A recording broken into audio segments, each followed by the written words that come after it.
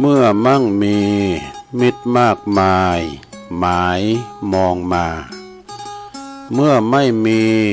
มิตรมองเหมือนหมูหมา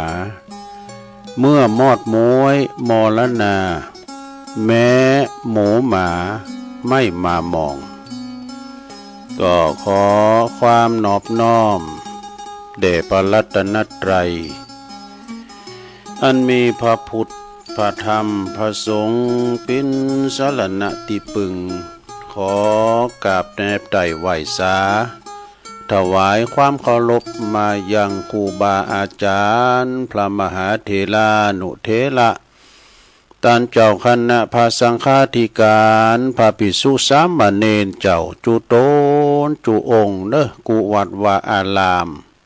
พระล้อมตึงสำนักติภักทรงโดยก็ขอเจริญปอน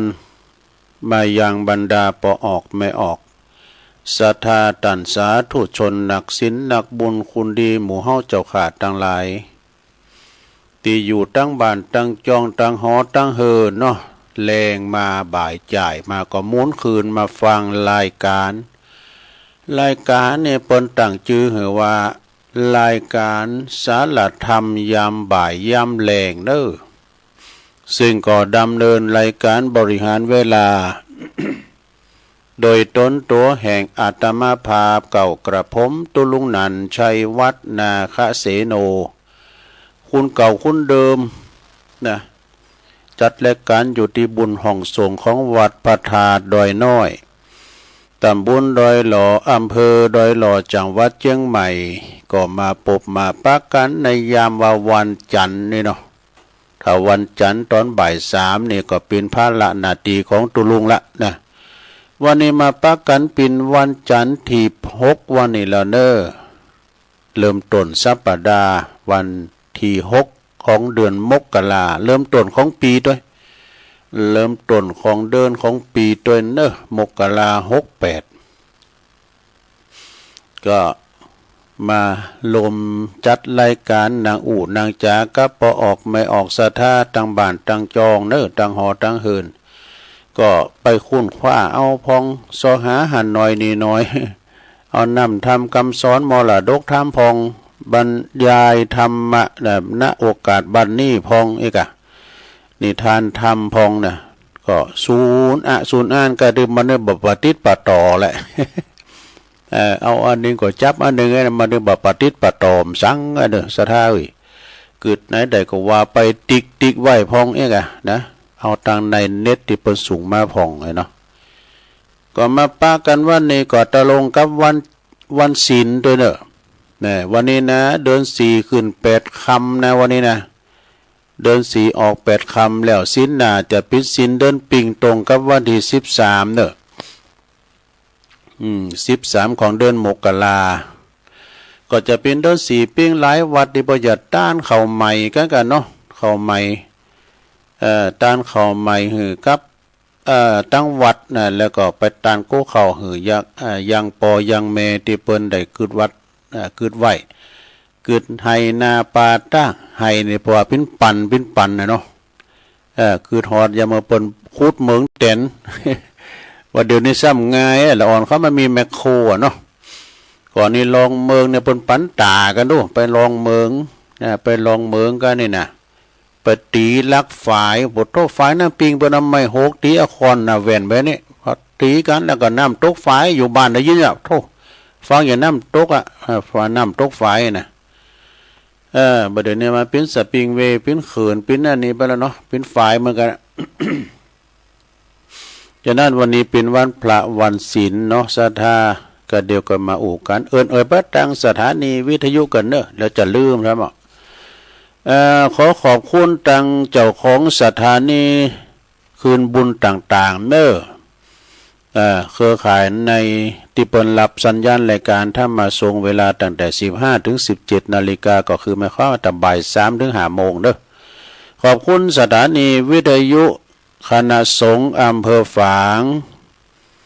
จังหวัดเชียงใหม่ FM 100.25 เมกะเฮิรตซ์เนอพี่น้องฟังไม่อายใส่ประการก็ฟังกันลงกันหลายนะฟังกันไปเถอะเนอะ ขอบคุณสถานีวิทยุคืนพระพุทธศาสนาการศึกษาและวัฒนธรรมของวัดฝายหินตำบลสุเตปอำเภอเมืองเชียงใหม่ FM 104.50 เมกะเฮิรตซ์ซึ่งก็ตั้งพี่น้องตั้งในเมืองหลับเมืองเชียงใหม่ละปูนก็ฟังกันได้นะพดมันแปลว่าหลับปูนข้ามดอยนางแก้วข้ามดอยคุ้นตาลไปแปลว่าลำปางแปลว่าเวียงป่าเป่าพุ่นน่ะพดไปถึงปูนเวียงแหงเวียงแหงได้ก็ถึงก็ถึงเชียงดาว ฟังกันไปเด้อครอบคลุมกันไปนะขอบคุณสถานีวิทยุมนเสียงธรรมวัดบุผารามอำเภอแม่แจ่มFM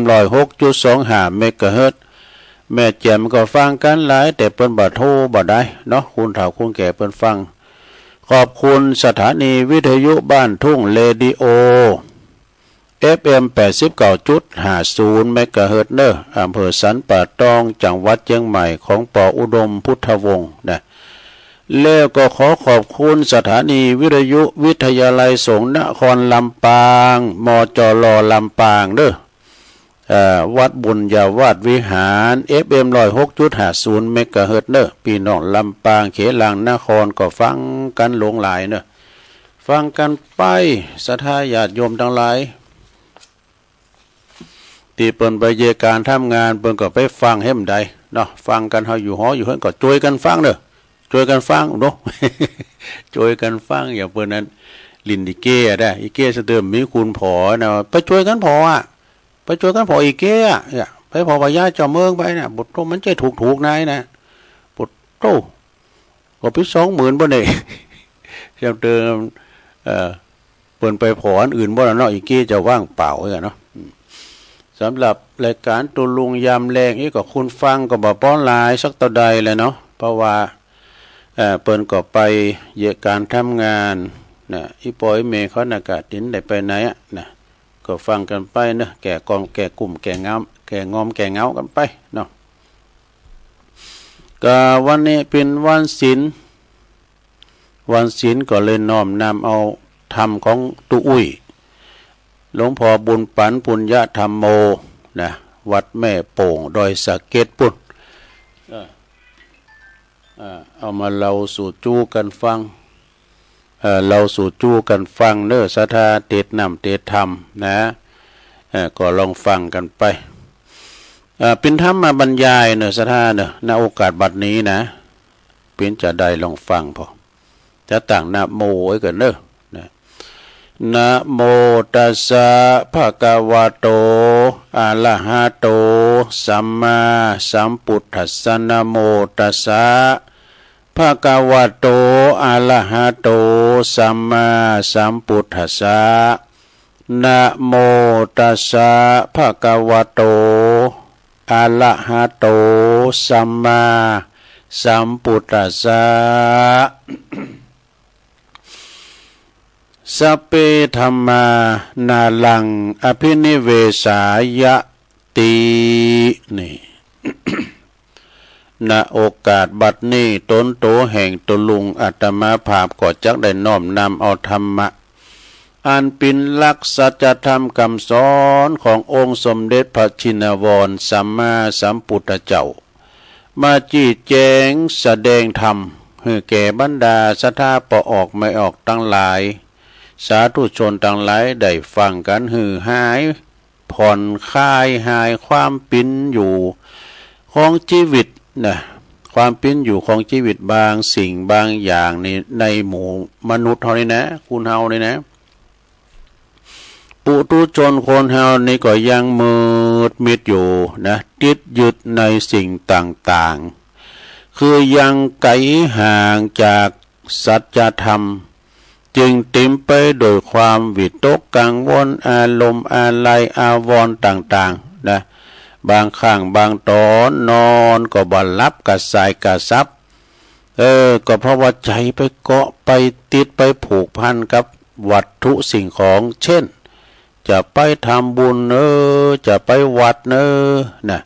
จะไปฟังเทศน์ฟังธรรมที่วัดก็บ่ได้ไปบ่ได้พร้อมหยังเพราะว่ามันโบ่งม่านมาทัดทานไว้ โบ่งม่านมาทัดทานไหวเน้อลงเน้อโลดเลยบ่ได้ไปสร้างบุญสร้างกุศลคุณงามความดีมันตึกบาลานเนี่ยไอ้น่ะมันตึกเขาของสมบัติเนี่ยมันตัวโหงมันมีเนาะโหงนักโหงหนาโหงกังวลหนักหนาก็ปิ้นตุกหนักนะโหจักปุงวางปลดปล่อยจักวางก็จะคอยบรรเทาเอาไปเองเป็นว่าปกติในปุถุชนนี่คือคนเฮาเนี่ยนะปุถุชนก็คือคนเฮาเนี่ยเพราะนั้นเปรียบเทียบว่าเมื่อว่าเฮายืนเดินนางนอนเคลื่อนไหวได้เป็นธรรมดาที่มีจิตใจที่จะต้องกึดมีชีวิตก็โหงแต่ว่าโหงนักยึดนักก็หมดอิสระภาพตึงหาบตึงก่อนเนี่ยนะจนถึงแก่เฒ่าชราไปแล้วนะตั้งองค์สมเด็จพระสัมมาสัมพุทธเจ้าจึงได้ตรัสไว้ในการดำเนินชีวิตนะโดยใจสติพยาปัญญาสติก็เหมือนกับหามล้อรถนี่นะเบรกไม่เนี่ยกะปัญญานั้นก็หูดีหูเสเหตุและผลนะอย่าไปหักโลเพราะว่าอย่าไปหักโลภโกรธหลงจนเกินพอดีนี่คือมีมัชฌิมาปฏิปทาหมกปอปานกลางเนี่ยลงมีปัญญาเป็นสัญญาณไฟแดงเนี่ยเป็นสัญญาณไฟมีปัญญานี่นะเป็นสัญญาณไฟว่าเหมือนเฮาใจไฟฟ้าเนี่ยเหมือนกับเฮาใจไฟฟ้ามีทั้งคุณมีทั้งโทษอาจถึงตายจำเป็นที่จะต้องตัดมีเครื่องตัดเขาเรียกว่าเซฟทีคัดชั้นใดสติหรือว่าความนึกคิดสติความนึกคิดก็จึงเป็นสิ่งที่สำคัญสดาเบรกรถกำจังกันเนี่ยมันสำคัญนะสำคัญจะใดก็ลองฟังไปก็คือการการยืนการเดินการนั่งการนอนอิริยาบถสี่เนี่ยจะปราศจากสติเหบ่ได้นะดังที่ท่านได้กล่าวไว้ว่าสติมาก็ปัญญาเกิดสติเตลิดเปิดเปิ้งไปก็เกิดปัญหาดำแล้วอวิชชาเข้ามาแทนตีทำแล้วเพราะเหตุนี้นะคนที่มีสติปัญญาสมาธิสามารถดำรงชีวิตโดยปกติสุขกว่าคนที่ขาดคุณธรรมคือขาดสติปัญญาเด้อขาดความดำริติตรองพลั้งเผลอหักห้ามอารมณ์บ่ได้หุนหันพันแลนโมโหโตโสก็เลยเข้าทำนองที่ว่าวัดก็บ่ได้เข้าเพิ่นว่าบ่เขียนไว้ทำแล้วได้ลงวัดก็เข้าเหล้าก็กินศีลก็ถือว่าบุญก็หาบบาปก็แบกเพราะเอากูอย่างบาปก็แบกเพิ่นว่า วัดก็เข้าเหล้าก็กินศีลก็ถือบุญก็หาบบาปก็แบกนะเอาบาปเป็นบุญเอาบุญเป็นกำให้มันก็มีเป็นธรรมดาได้วิถีชีวิตของคุณเฮานะแรงมาเนี่ยก็ต่อยให้หน่อยเติมพลังก่อนพลิกบ้านให้ด้วย สมัยแต่ก่อนนะแต่มาพอบ่เดียวเนี่ยศรัทธาญาติโยมทั้งหลายตั้งแต่โควิดเข้ามาก่อนนี่นะบาหารได้เหล่าโก้งเหล่าตองตามข้างต่างนี่บ่มีนะบ่สังเกตหรอกก่อนในคุณเฒ่าก็แป้จะมันโดนรถสั่นแหลบก็จังกายเนี่ยพอคำพอมืดปีหอปีเหือนี่นะไปอยู่กันที่เหล่าตองล้านเหล่าตองวะเนี่ยบ่เดือนนะว่าใครมีก่อนนี่ครับพอขี่เหล่ามีนะก่อนขี่เหล่านี่ทำเตือนนั้นมันซุปแคบหลงแคบมันปูดด้วยผักนะแล้วมันดีผักมันซุปผักเดียวแล้วก็อันที่มันปูดนะมันจะไปสอมได้อยู่มาเน็บหุ้งเตี่ยวหลังพี่ เตียวไปเติบยบเนี่ยมันได้หือมีมันสอมรองเท้าแตะนะแคบนี่กะ เนี่ยนะผลสุดท้ายความดีสูญเสียไปหมดถ้าเปรียบน้ำก็ถ้าเปรียบเหมือนน้ำขุ่นก็มีใสก็มีมันสูญสูญก็หลงโลกมนุษย์เท่านี้นะคนดีก็มีหลายคุณให้ก็มีนักนะเป็นอย่างอี้โดมันขุ่นก็มีใสก็มีตกตะกอนก็มีแต่ทำบุญแต่ละทีมักก็จะมีมักขนายกหรือว่าปอาจารย์นี่ปอาจารย์วัดเนี่ยนะจะต้องเอาน้ำคามินสุ่มปล่อยมาปลดปล่อยยอดตานี่กันดูกายตวาเลมโนตวาเลแล้วขอสูมมาตัวตีได้ลงเกินนะอย่างกายอยากกรรมวาจีกรรมมโนกรรมเกิดพอก่อนหน้าคำเป็นว่านะเกิดพอไปพอมาก่อนหน้าคำเนอะนะหน้าคำจีได้ก็หน้าคำเป็นว่าตานว่าใจปิ่นนายกายปิ่นเบานี่ใจเขาเนี่ยปิ่นนายกายปิ่นเบาแล้วก็ใจนี่เป็นผู้บัญชาการนี่กายนี่ก็รับเป็นผู้รับใช้รับบัญชาการใจจึงเป็นตัวจักอันสำคัญในตนตัวของเฮาเนอะใจนี่นะใจสั่งมาน่ะใจสั่งมาแล้วกายก็ตัวไปโอ้น่ะมันความคิดมันนะคิดมาจากใจนะเฮาเยาว่าอีล้ำเลยอย่ามาตุกมาผานกันอยากล้ำเลยบ่ไปบ่ไปจีบไปปนมาจะไปก็กายก็ตัวไปนี้ กายหับใจเบาแล้วเป็นเบาโลไปวันนี้มันเป็นวันศีลบ่เขาไปวัดป่ะไปวัดก็กายก็ตัวไปนี้เนี่ยใจสั่งมาดูใจคิดดีก็มีสุขเนี่ยถ้าใจคิดให้ก็พิษถ้าคิดพิษก็เป็นตุกทำหมอยเนี่ยถ้าเป็นตุกครับก็มันใจคิดบัดดีนะสถาญาติโยมทั้งหลายมันเป็นปลือปือปลาดูฮะเนี่ยเป็นโขดเป็นเกณฑ์ว่าเตะสังกะดาเลยเป็นโขดเป็นเกณฑ์ลูกนะกายก็พลอยหลับผลกรรมไปตุยนี่แล้วแต่จะมากหรือน้อยนะศรัทธาสาธุชนทั้งหลาย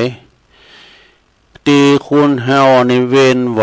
อยู่ในห้องวัฏสงสารอยู่นี่ก็เพราะว่ามีกิเลสนะกรรมวิบากนี่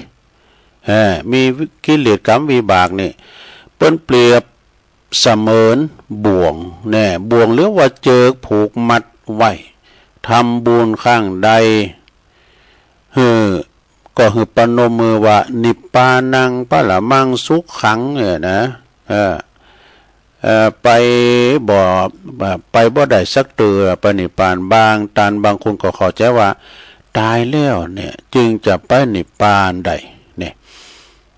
ยังเข้าใจผิดอยู่เป็นว่านะความจริงนิพพานนี่ก็คือบอกไกลอยู่ไกลกับตัวเฮานี่แหละนะนิพพานแปลว่าความดับความเย็นนะดับหรือว่าเย็นนะนิพพานนี่นะยังมีลมหายใจอยู่ดับกองกิเลสคือโลภะโทสะโมหะมานะทิฏฐินี่โมนิปินโตการนี่โมนะลงนะความอิจฉาริษยานี่พกนี้ห้ามไว้บ่คือไปนิพพานสักเดือนี่นะเมื่อดับได้บังคับได้นะก็เย็นเบิกบานสำราญใจอุปทานความยึดมั่นถือมั่น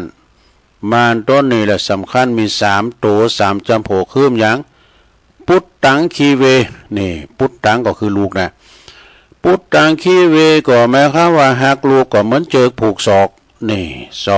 2ภริยาหัตเถก็คือหักเมนี่ก็เหมือนปอกเหมือนนั้นปอผูกศอกนี่มันปอผูกศอกนะแต่หักเมนะเหมือนปอผูกศอกแล้วก็3ท่านนางปาเทหักเข่าของสัมปติ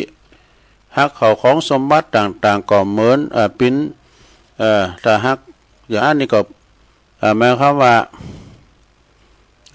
เหมือนเจอถูกปอนะเดี๋ยวกันเนอะให้ล่ำไปกันเหมือนปอกซุปตีนปดโต ถ้าแค่แตดไปถึง2 หน้ากันน่ะมันติดกันเลยเหมือนปอกซุปตีนเด้ออันสุดท้ายน่ะเจิก3 สินนี่น่ะแต่ก่อนไปฮู้จักเจิกพ่องจะรู้ฮู้จักก่อนเด้อเจิกข่าวเจิกปัดเจิกใส่ดังเจิกควายเจิกข่าวเจิกปัดเจิกใส่ดังเนี่ยเจิกอ้อมเจิก3 สินนี่มาฝันขินนะมาฝันขินหือปิ้นเจิกหือกิ่งเกิกอยู่ในห้องวัฏสงสารนี่สินที่1ลูกหลานเหลนนี่สินที่2ภรรยาสามีสินที่3ทรัพย์สมบัติทั้งตีหู้เพราะว่าทั้งตีหู้อยู่ว่าสิ่งเหล่านี้นะมันสมมติขึ้นมาตายแล้วเอาไปบ้าใดสักอย่างเนอะสัทธาญาโยมเนี่ยตายแล้วก็บ้าใดเอาไปสักอย่างจึงกล่าวได้ว่าสมบัติพระสัทธาเนี่ยเวลาเฮาลุ่มหายแต่จากไปเนี่ยเอาไปมันได้สักอย่างได้เข้าไปก็คือขาวกับดำบาปกับบุญนะเปิ้นว่าอันน่ะมีคำกลอนอยู่บทหนึ่งบอกว่าอันทรัพย์สินถิ่นฐานทางบ้านช่องอีกเงินทองไล่นามหาศาลเป็นสมบัติติดตัวได้ชั่วการจำต้องผ่านจากกันเมื่อวันตายนี่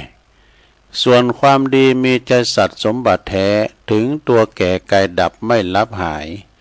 ได้สถิตติดแน่นแทนร่างกายชนทั้งหลายเขาสรรเสริญเจริญพรอันนี้มันได้กำปากได้หรอกเอามาขันก็คือว่าทรัพย์สมบัติสิ่งของเนี่ยเอาไปมันได้สักอย่างนี่เนาะเอามาโต๊ะเปล่าก็ไปโต๊ะเปล่าสิ่งเหล่านี้เป็นสมมติขึ้นมาเนื้อตายแล้วเอาไปโดยบ่ได้สักอย่างจึงอาจจะกล่าวได้ว่าจึงอาจจะได้กล่าวได้ว่ากิเลสที่มีมนต์ขลังกิเลสมันมีมนต์ขลังอย่างใดสมเด็จพระสัมมาสัมพุทธเจ้ายังทรงเป็นเจ้าชายสิทธัตถะนะตอนนั้นเปิ้นยังบ่ได้ออกโบสถ์ก็ทรงเบื่อหน่ายโบงแห่งม่านต่างหลายแล้วก็หันว่ามันเป็นหน้าเบื่อหน่ายกายแกนแต่น่ะบรรดาอภิรมย์จมจืนนะตื่นขึ้นมาก็หันนั่งนาสนมกันนอนกันพ้องก็น้ำลายตุ้ยน้ำลายย่อยพ้องก้าพ้องก็ขุนก้าพ้องก็กาดเกี่ยวงัดงั้นมันจะมีสปะนะเปิ้นผอมเหมือนอย่างซากศพว่ะนะเจ้าชายสิทธัตถะหันในตอนนั้นหาความสุขบ่ได้ความสุขโลกีมีได้ชั่วคราวความสุขยืนยาวต้องเข้าหาธรรมก็เลยแตดสินใจเนาะละจากความสุขโลกียวิสัยตึงหมดนะก็เลยหนีออกไปโบสถ์นะความสุขโลกียะมีเพียงชั่วขันนะตอนนะมันปีนอันนี้จังบ่ยังยืนทาวรเนอะแล้วก็มีปัดมีผลักมีจักมีจรฟื้นเพราะว่าฟื้นมั่วเมาอยู่ก็เหมือนอยู่กับในคอกตารางในคุกตารางหมดอิสระภาพว่ะดูหมดอิสระภาพจึงทรงหาตั้งสลัดตัดบ่วงอันเป็นสุขเทียมนั้นฉะนั้นปุถุชนคนสามัญชนคนธรรมดานะตราบใดที่ตัดหักบ่ขาดตัดสวัสดยังบ่หมดเลยนะก็จะไปนิพพานก็เพียงแต่ว่าฝันไปแล้วนะถ้าหอตัดหมู่นิมใดนะจะไปเมืองนิพพานนี่ก็คงจะมีแต่คำฝันนะเพราะว่าจิตวิญญาณยึดติดผูกพันในสิ่งนั้นอยู่ทุกลมหายใจเนี่ยกึดหาคุณหักของหักทรัพย์สินสมบัติของกูอันนี้ก็ของกูนะแม่แต่สัตว์เลี้ยงเป็ดไก่งูควายก็ตามเด้อนะก็เป็นของกูนะก็เวียนวายเป็นว่าก็บ่วายกังเป็นกังวลนะเป็นหงทรัพย์สินทรัพย์สมบัติเขาของเงินทองสมบัติภัสถานแล้วก็สิ่งเหล่านี้ก็คือยามปัดภาคนี่นะ ยามปัดภาคจากไปนี่ก็โศกเศร้าโศกาอาลัยแถมแล้วบางคนนี่กินบ่ได้นอนบ่หลับดังองค์สมเด็จพระสัมมาสัมพุทธเจ้าได้ตรัสไว้ว่าปิยโตชายเตโสโกแปลความว่าความโศกย่อมเกิดแต่คุณและก็สิ่งของติดตนหักแน่เฮาหักอันใดอันนั้นเสียไปเฮาก็เสียดายมันปิ้นโศกเศร้าไปนะมีพระบาลีเปิ้นยืนยันไว้ให้บทหนึ่งว่าสัพเพธัมมานาลาอนาลาอภินิเวสายะเนี่ยสิ่งตั้งหลายทั้งปวงในบ่ควรยึดมั่นถือมั่นนะมันเป็นของโจข่าวเอาง่ายๆสตั้งใบลอยเฮานี่เฮากำไว้นี่นะเบอร์เดยวนี้เป็นของเฮาอีกว่ะนะแรงมาแถมหน่อยเนี่ยรถแป๊บๆมาแล้วตลาดเคลื่อนที่รถแป๊บๆมาแล้วไปซื้อมะเขือป่ะมะเขือมาตำพวกเจ้าอย่าเสียตั้งใบลอยเนี่ยเป็นของแม่กาไปแล้วเนี่ยมันเป็นอันนี้จังมันจะอยู่ด้วยเฮาตลอดอ่ะมันจะอยู่ด้วยเฮาตลอดก็คือคุณขีจินั่นเนาะนะที่มันกินตาเนี่ยเพิ่นบ่เฮอก็สุมาเนี่ยกินตามันขี้มันเหี่ยวกันเพราะว่าคุณเก่าเพราะว่าเนี่ยเพราะว่าก็บ่ควรยึดมั่นถือมั่นแบกไว้ก็ควรว่าฮู้จักปรุงนะเฮาแบกก่อนนักนะทุกสิ่งทุกอย่างจะบ้างเบาลงแต่เฮาวางลงนี่นะปรุงไว้เถอะนะเพราะว่าคุณเฮาเนี่ยโมงมงายประมาทกันนี่จึงขาดสติลืมนึกถึงกรรมนี่ ลืมนึกถึงกรรมกับพระพุทธเจ้าก่อนเปิ้นจะปรินิพพานเนี่ยเปิ้นได้ตรัสเปิ้นได้พระดำรัสเนาะเปิ้นได้ตรัสพระดำรัสฝากไว้ว่าหันทธานิภิกขเวอามันตยามิโววยธรรมาสังขาราอัปปมาเทถะนี่สัพพะเทถะเนี่ยเปิ้นแปลว่าเปิ้นเตือนลูกศิษย์เปิ้นนะเตือนครูบาอาจารย์ลูกศิษย์ลูกหาภิกษุทั้งหลายเปิ้นก็ว่าหมายความว่าดูก่อนภิกษุทั้งหลายเฮาขอเตือนท่านทั้งหลายเนอะเฮาขอเตือนเธอทั้งหลายเป็นข้างสุดท้ายว่าสังขารทั้งหลายบ่เต็งเนอะยอมเสื่อมสิ้นไปเป็นธรรมดาท่านทั้งหลายจงตั้งอยู่ในความไม่ประมาทเถิดนี่เป็นพระดำรัสเป็นนั้นนี่เป็นนั้นพระดำรัสข้างสุดท้ายของพระพุทธเจ้านะเปิ้นบ่คือประมาทนะพลาดพังอย่าเฮาประมาทบ่ได้ซะได้ญาติโยมทั้งหลายก็คืออันประมาทได้ไวก็ความแก่เฮาก็เฒ่ามาถึงวันนี่กันเนาะประมาทได้อายุเฮายังหนุ่มยังน้อยอยู่ปิ้นยังง่ายเตอแลเนอน่ะบ่ได้วัยยะก็คือความเสื่อมไปอันนี้คือบ่เป็นบ่ประมาทในการสร้างคุณงามความดีด้วยเนอะหาตีกอตีกรรมหาตีอุ่นใจในโลกหน้าหาป่าไทยยังเข้าห่อไว้นะก็ได้แก่ธรรมะอันควรแสวงหาธรรมะอันควรแสวงหาอันปิ่นขุมทรัพย์ที่ปึงอันถาวรหนึ่งเป็นว่าข้อที่หนึ่งนะหลวงนะอังคะสัมมนิธิเนี่ยอังคะสัมมนิธิเนี่ยเพิ่นก็แปลว่าทรัพย์ติดโตคือวิชาความรู้อันเป็นสติปัญญาประกอบอาชีพเนาะประกอบอาชีพเป็นทรัพย์อันตีไผลักขโมยบ่ได้นี่สติปัญญาเนี่ยนะความดีของเฮาเนี่ยไผจะลักขโมยไฟใหม่ก็ได้นะมันติดตัวเฮาตลอดเวลานะข้อที่สองอนุคามิกานิธิขุมทรัพย์ติดโตได้แก่สังขุมทรัพย์ติดโตนะก็ได้แก่บุญกุศลของเฮานั่นแล้วบุญกุศลที่เราทำไปนะก็คือคุณงามความดี มีศีลประจำโตมีสมาธิจิตใจที่มั่นคงปัญญาหูแจ้งแห่งสภาวะสังขารเนอะแล้วก็สับคุมที่เป็นสับคุมนี่เป็นฉายาวะอนุปายินีแปลว่า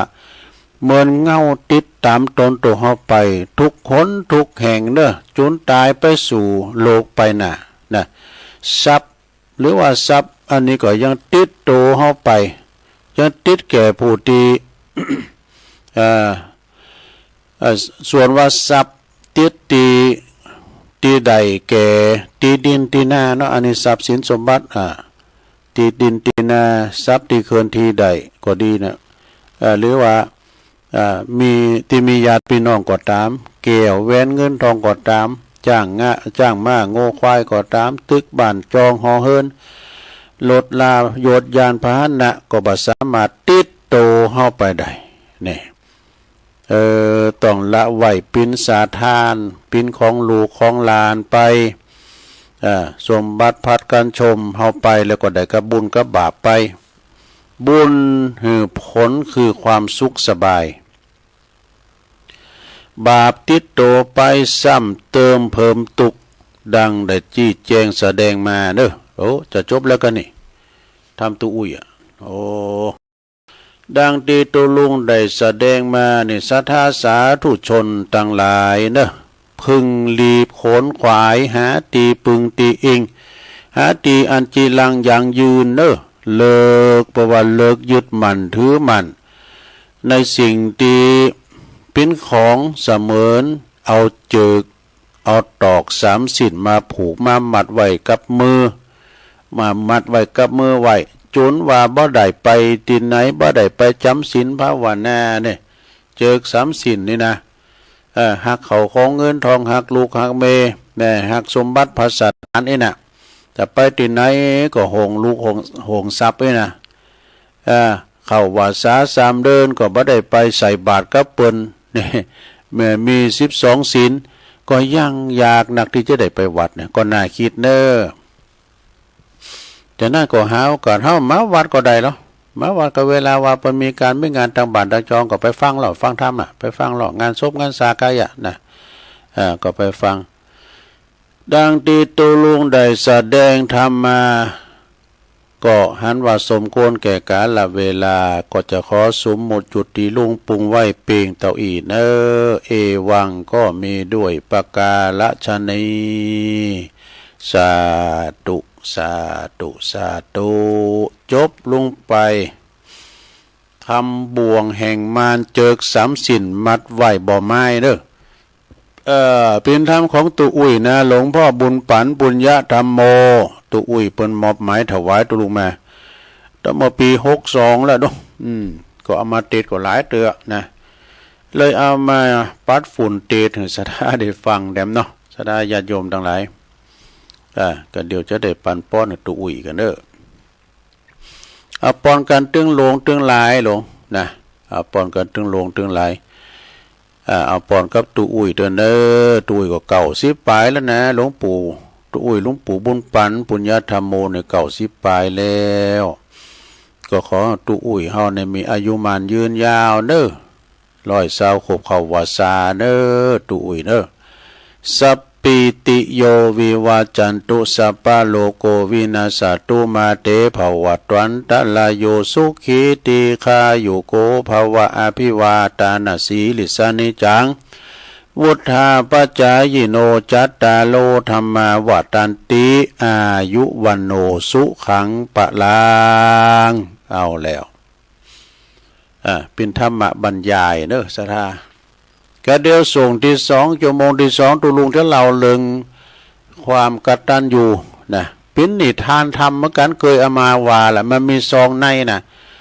บางฉบับก็ปิ้นเมบางฉบับก็ปิ้นปอนะคุณเท่ากับหีบเล็ก เอามาปัดฝุ่นเราดำกำเนาะก็มีคติเตือนใจเนอะนะแต่เอานี้ก่อนเนาะคติทำตอนรับปีใหม่ ลองว่าเราพิจารณา อยู่ในเน็ตนี่นะความหูตินเนื้อความหูคือบะอวดหูนี่ความรู้ที่เหนือความรู้คือบะอวดหูความฉลาดตินเนื้อความฉลาดก็คือหูจักโง่เนี่ยโง่ไม่เป็นใหญ่ไม่ได้ไปที่ไหนก็ตามเด้อลงจะไปเอาลักไปก่อนไปโอดหูโอดลักไปรู้วัฒนธรรมประเพณีเพิ่นบ่ดีเด้อเอาเพิ่นว่ากะตกบันไดอยู่เอาไฟบัดนั้นเนาะปัญญานี่เหนือปัญญาก็คือบะกอดตุกนะปัญญาเหนือปัญญานี่คือบะกอดตุกความสุขตีเหนือกว่าความสุขก็คือการไม่ยึดถือเนี่ยบ่ยึดมั่นถือมั่นเด้อการอู่ดีก็เป็นความสามารถอย่างหนึ่งนะในการอู่ให้ก็เป็นปัญญาอย่างยิ่งเนี่ยการบ่อู่ให้การไม่พูดร้ายก็คือเป็นปัญญาอย่างยิ่งการหู้จักเงียบไอ้โลหู้จักกับเงียบแปลว่าหยังแปลว่าดักนั่นได้ระงับหับปากนั่นก็คือการรู้จักเงียบนะคือดักเนาะคือเงียบคือปากไอ้น่ะตุ่มหิไว้คือความเป็นบัณฑิตเนอะนี่เฮาบ่มานินทาบัดนี้ตัวนินทารับหลังไผก็คือความดีบ่ต้องลงทุนบัดนี้ต้อยไม้จ้าบ่นินทาว่าให้ไผนะโหก็เป็นความดีเนอะเฮาบ่นินทาว่าให้ไผบ่ติสินนินทาไผคนนั้นอย่างอันคนนี้อย่างอีจิเปิ้นแตกแยกกันเนี่ยบ่ดีเนาะซะนะไม่พูดให้คน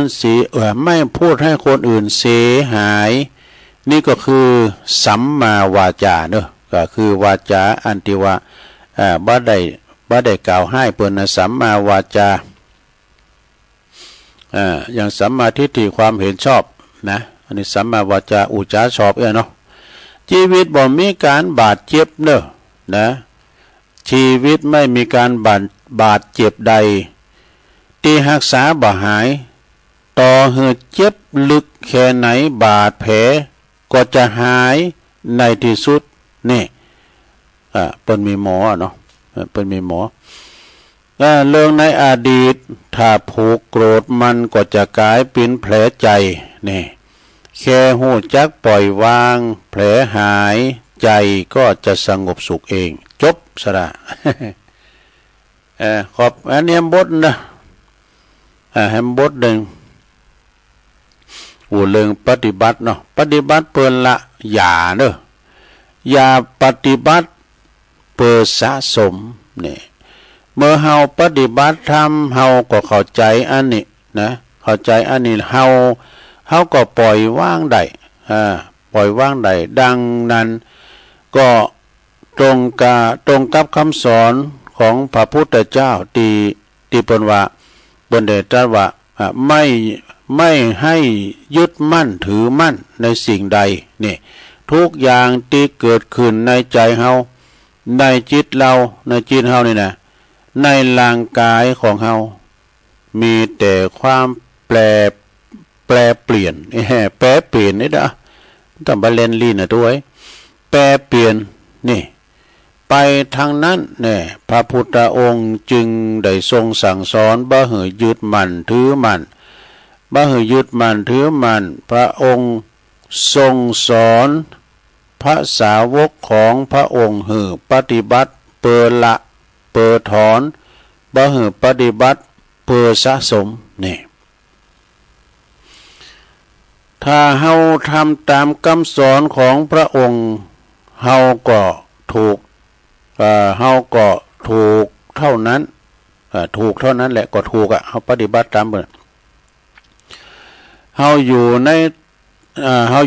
ทางที่ถูกแล้วแต่บางทีก็ยังมีความวุ่นวายเหมือนกันบ่ใจว่าคำสอนของพระองค์ทำให้วุ่นวายนะกิเลสของเฮานี่แหละนะที่ทำให้ความวุ่นวายเกิดขึ้นมันมาบังคับความเข้าใจอันถูกอันถูกต้องเสียแล้วแล้วก็เลยทำให้ความวุ่นวายนี่ความจริงในการปฏิบัติตามคำสอนของพระพุทธองค์พระพุทธเจ้านั้น บ่มีอันยังลำบากบ่มีอันยังยุ่งยากการปฏิบัติตามทางของพระองค์บ่มีตุกเนอะเพราะทางของพระองค์คือปล่อยวางนะหลวงเนอะปล่อยวางคือหมดทุกสิ่งทุกอย่างนี่อันนี้เป็นคติธรรมของหลวงพ่อชาหลวงปู่ชาสุภัทโทเนอะก็จบลงไปศรัทธาขอบคุณที่เป็นสูงมาเนอะมีนี่ทำบทหนึ่งอันนี้ก่อนเน็ตเนอะอันนี้ก่อนเน็ตเนอะหนังสือทฤษฎีบัวพ้นน้ำนี่เป็นจะได้ลองฟังพอการจัดการกำจัดขันธมารนี่ก็คืออย่างของ การกำจัดขันธมารเพราะว่ากินอาหารหมู่มันก็จะมีหมู่หนึ่งหมู่สองหมู่สามแล้วก็หมู่บ้านนะใจกะใจคือครบหมู่นี่ก็คืออยู่ในอาหารที่บนบะหมี่อย่างไรอย่างนะกินอาหารครบหมู่แล้วก็คืออยู่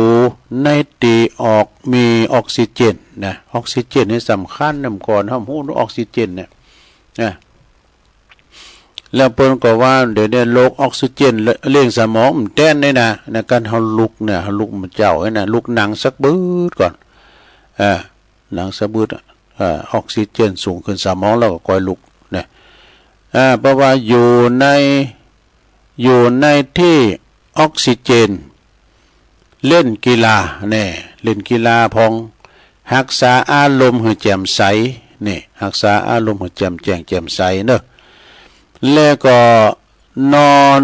บ่นอนดึกดื่นล่ำไปบ่นอนดึกดื่นระวังลื่นล้มเนี่ยอุบัติเหตุนี่นะสถาบัดเดี๋ยวนี้มาฟังเนี่ยคุณลื่นล้มก็ไอ้น่ะหนักนะตาวนี่นะสถากดใจความระมัดระวังวันนั้นตุลุงกดตาวเจ็บหัวเข่ายังหายเลยนี่ แล้วก็สังเกตความเปลี่ยนแปลงของร่างกายนี่เมื่อก่อนนะตัวเฮาใหญ่มาตุยมามันนักเนื้อนักตัวนะไปหาแพทย์รักษานี่ไปหาแพทย์รักษาก็ไป3 เดือนนัดก่อนนี่คุณเดือนก็3 เดือนนัดเนี่ยกะกินอาหารและยาตามแพทย์สั่งเนี่ยไปกินเกินไปกินเกินว่าตามแพทย์สั่งแล้วเนี่ยใช่ไหมเธอตัวลุงก็ลืมเขียนได้ก็ได้ก็ลืมกินได้ก็ลืมกินกำเนียไว้ในบาทเอาเอาโจกบาทก็หันยาแต่กินยาเกิน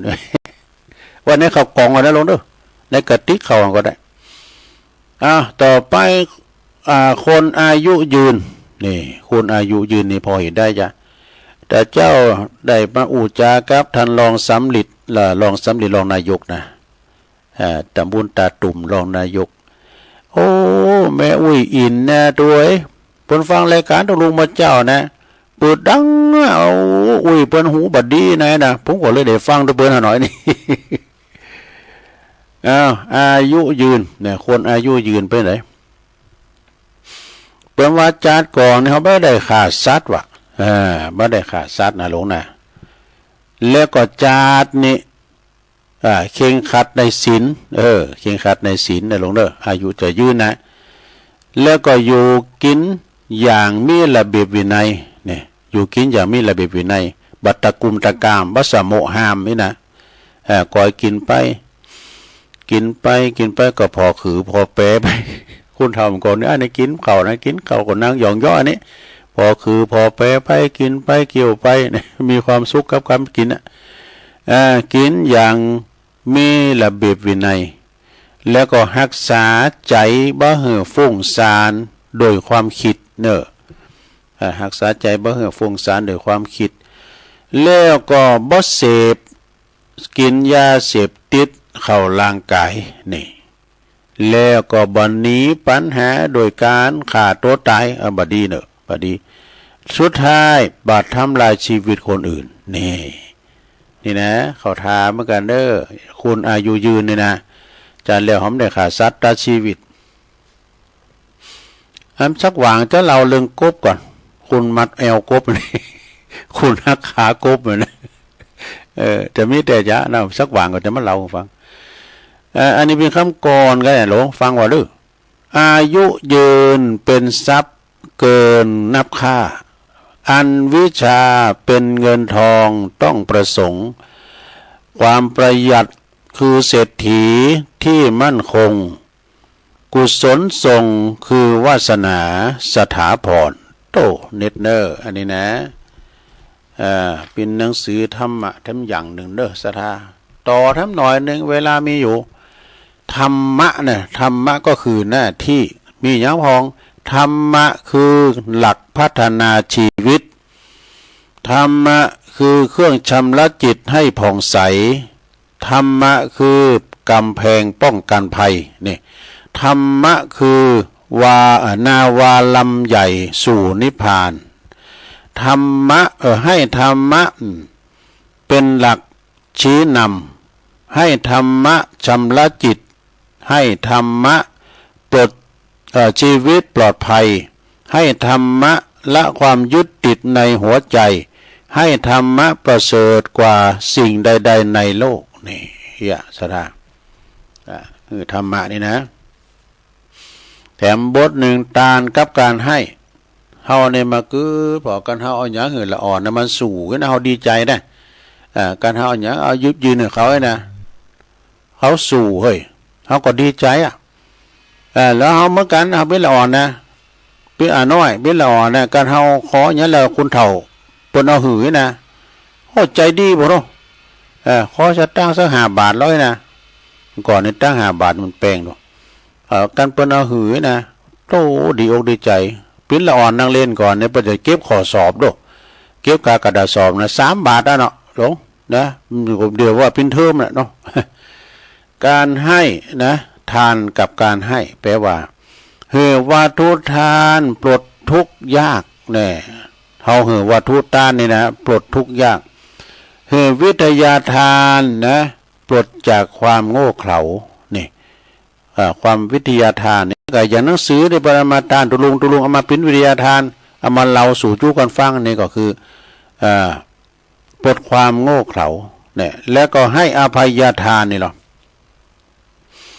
ปลดการผูกเวรแก่เรานี่นะ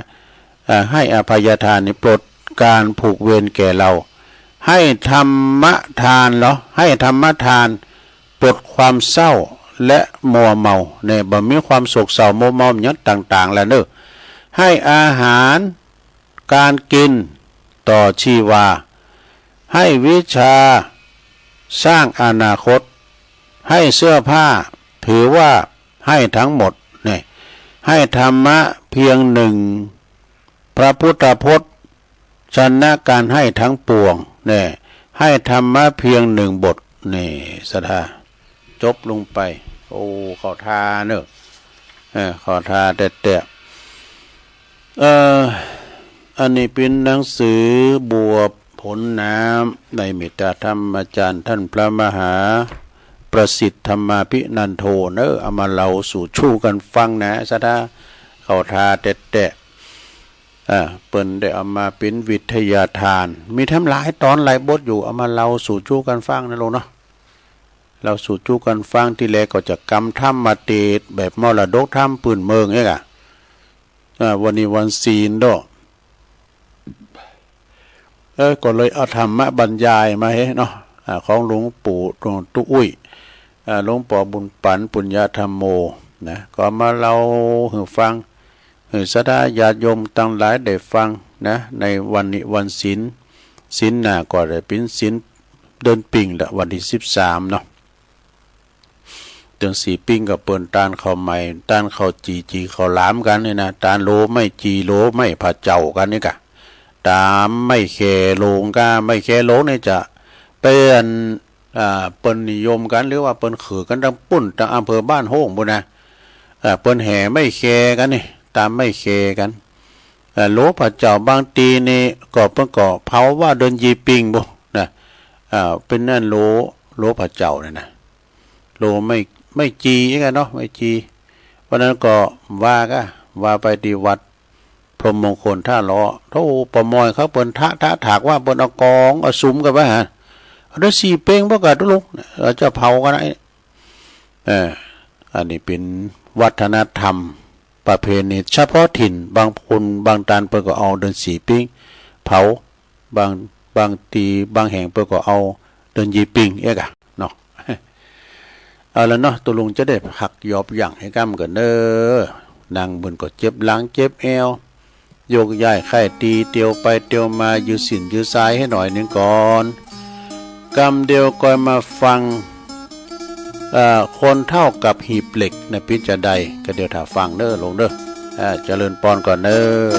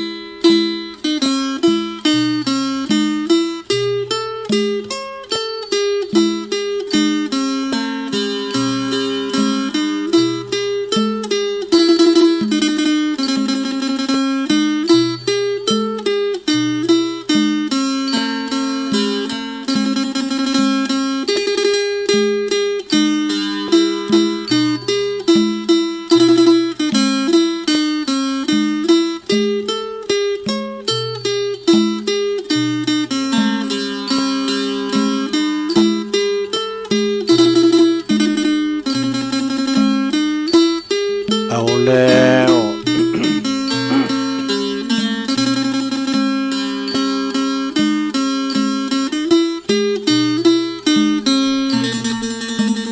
เอาแล้วศรัทธาญาติโยมทั้งหลายตุลุงก็พักเบรกเนาะยกย้ายไข้ตีนางมึนลำไปเจ็บเอวก็ยางไปยางมายืดสินยืดสายแล้วก็มานั่งอู่กันต่อในชั่วโมงที่สองนะลงเนอะชั่วโมงที่สองต่อไปนะก็มาอู่มาจ้ากันต่อไปบางบางทีนี่ก็อู่พิษอู่ถูกไปก็สุมาอภัยโดยคนเฒ่าได้สันล้ำปั้งปาดไปก็สุมาอภัยโดยก็ขณะนี้ท่านทั้งหลายก็กำลังรับฟังรายการสารธรรมยามบ่ายยามแลงเนอดำเนินรายการโดยตุลุงยองมานางอู่นางจ๋าศรัทธาญาติโยมทั้งหลายประกาศข่าวการกุศลหน่อยๆนะเอาข่าวมรณกรรมก่อนก็โดยเหตุว่าแสดงความอาลัยในการจากไปของหลวงปู่ครูบาตุ่นเนอครูบาตุ่นนี่เปิ้นก็มีราชดินานามที่พระครูวิธานวรการนะอดีตเปิ้นปิ้นเจ้าวัดบันเหลาพระเจ้าใต้เขียวเนอปูนบันเลินอำเภอป่าสร้างจังหวัดลำพูนนะเปิ้นได้ละสังขารไปโดยวัยเปิ้นก็87 ปีสถาพรรษา53อันนี้ก็ข้อมูลจากท่านพระปลัดเนอะพระปลัดเปิ้นให้ข้อมูลมานะเปิ้นได้ละสังขารไปแล้วก็เปิ้นจะทำบุญสัตมวานพิศพกันในวันที่9 มกราคมนะวันที่9 มกราคมเนาะซึ่งปัจจุบันนี้ก็เมตตาบารมีธรรมอาจารย์พระครูภาวนาโสภิตและผู้ช่วยศาสตราจารย์ด็อกเตอร์เปิ้นปิ้นเจ้าอาวาสวัดบันเหลาพระเจ้าใต้เขียวเนาะก็ฉะนั้นเนาะครูบาตุ่นนี่ก็เป็นผู้ตีอาวุโสนะในอำเภอป่าสร้างก็พี่น้องและญาติโยมละแวกไก่เคียงลูกศิษย์ลูกหาก็ดีเนอะเมื่อค่ำยามคืนก็พากันไปเนาะไปฟังเทศน์ฟังธรรมกันไปปูจาผ่าปังสกุลไปตอดผ่าปังสกุลกันเนอะไปแสดงความอาลัยนะเปิ้นก็เคยกึดสร้างห่างแปลงวัดว่าอารามจุนกันกรุงลุงเลิงวัดพระเจ้าวัดบันเหลาพระเจ้าตะเขียวนี่เปิ้นเป็นวัดศักดิ์สิทธิ์เนอะญาติโยมทั้งหลาย เป็นวัดที่ศักดิ์สิทธิ์แล้วก็พระเจ้าตะเขียวของเปิ้นนี่นะเปิ้นเป็นพระประธานในโบสถ์ในวิหารโลงเนอะ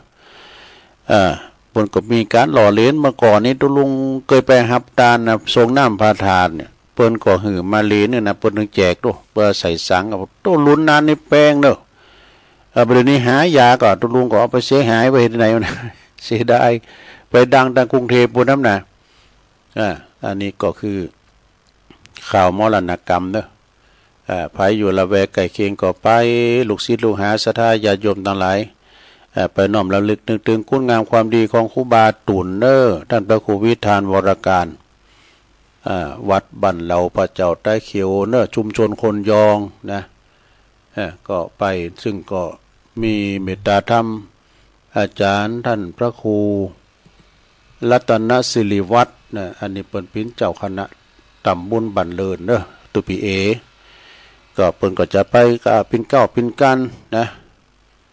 กับญาติโยมตัวเนาะเอาละตอนนี้ไปตุลุงก็จะมาอู่ถึงเรื่องคติธรรมแหมเรื่องเนี่ยเนาะลองฟังว่าเนื้อสถาเนื้อคติธรรมแล้วก็โลดนิทานในสักเรื่องเนี่ยนะพี่จะได้ลองฟังพอนะต่อไปก็จะได้เล่าให้ฟังชายชรากับลังเหล็กเนี่ยกาละข้างหนึ่งเนอะมีเมินนานมาแล้วก็ยังมีคุณลุงคุณท่านหนึ่งในช่วงวัยหนุ่มนี่คุณลุงท่านนี้ก็เป็นโหหน้าคุณงานว่ะดูอยู่ในเมืองทองคำมีรายได้ดีมากเลยแต่คุณลุงท่านนี้นะบอกเคยเก็บเงินเก็บทองมีเท่าใดก็ใจหมดไปเลยว่ะโอ้เนี่ยเป็นว่าเก็บเงินเก็บทองเวลาเฮาเจ็บปิ้นยินอุ่นเจ็บไข้ได้พยาธินี่กะลงเอ้ยอันเรื่องว่าอัน แช่ตั้งเบยังชีบนาเก็บไปพอในโรงเนอะเอาทำบุญเดี๋ยวได้มา600ทำบุญให้100ก็บ่ได้เหลือ500ก็เอาไปฝากเนอะแต่ไปเขาล่ำไปเขากดดึงหากันได้ถึงวันอันเรื่องนั้นก็เผาให้พอเนอะลงเนอะยังอันเรื่องหวยเรื่องแชร์นั่นน่ะไปนักคอกลงไปตัวสัก3 บาทนี่ก็ออกเนื่องจากว่าคุณลุงนี่เป็นคนที่มีจิตใจดีกว้างขวางโอบอ้อมอารีนะการไผมายิบยืมเงินก็หือวะเนี่ยเปิ้นใจกว้างดอกไผมายิบยืมเงินก็หือเลงเปิ้นฟุ้งตลอดลุงนี่เปิ้นมีเพิ่นฝูงมากมายเยอะแยะเลยจนกระทั่งว่าคุณลุงนี่เกษียณอายุแหละปลดราชการแล้วเกษียณอายุจากการทำงานปรากฏว่าบ่มีเงินติดตัวเลยนี่เนี่ยมันลำบากตอนที่มีเงินเปิ้นว่ากันมีเงินนี่ปโดยามเมื่อเฮาตุกยามเมื่อเฮาตุกเนี่ยมีไปตัวยเวลาเฮารวยตัวยกันเป็นปุกก็มันตุกแล้วก็มีปีมีน้องเนอะเปิ้นฝูงที่เคยกินกันเคยกินด้วยกันกับมีสลอดสะเล็ดหน้าหายไปหมดยามมีตัวเฮาเป็นปุกนะปรากฏว่าคุณลุงมีสตังติดเนิดติดโตจากชีวิตที่เคยทำงา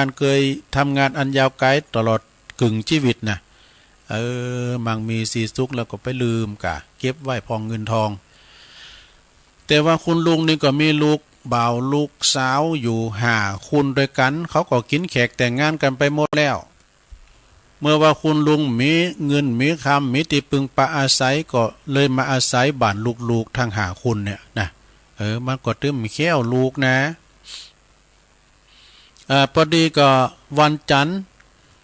คุณลุงก็ไปอยู่บ้านลูกสาวนะก็ถูกลูกเคยอู่จากกระทบกระเทียบเช่นว่า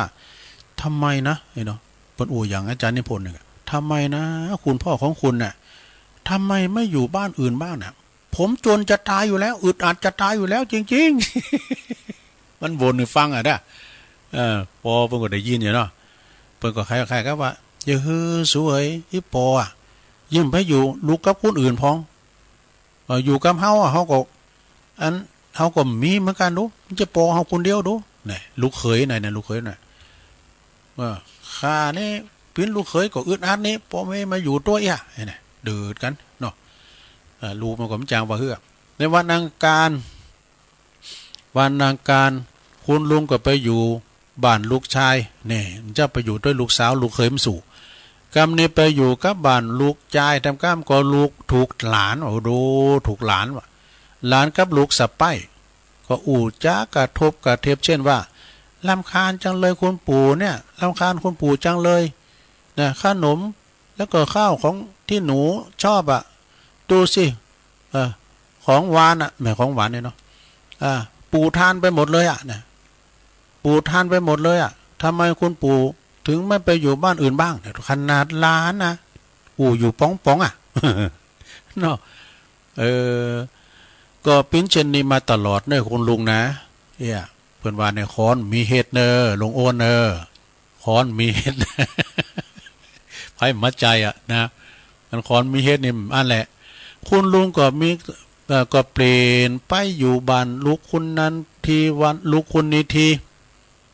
มี5-6 คนกันลูกไปอยู่กับลูกพองไปอยู่กับลูกเขยพองอยู่กับลูกสะใภ้พองก็ถูกอู่จ้าถากทางอยู่ตลอดเวลาแต่คุณลุงก็ต้องอดทนนะยี่หือมันเฮามีเงินเนี่ยฝากผีฝากไข่กับลูกกับเต่า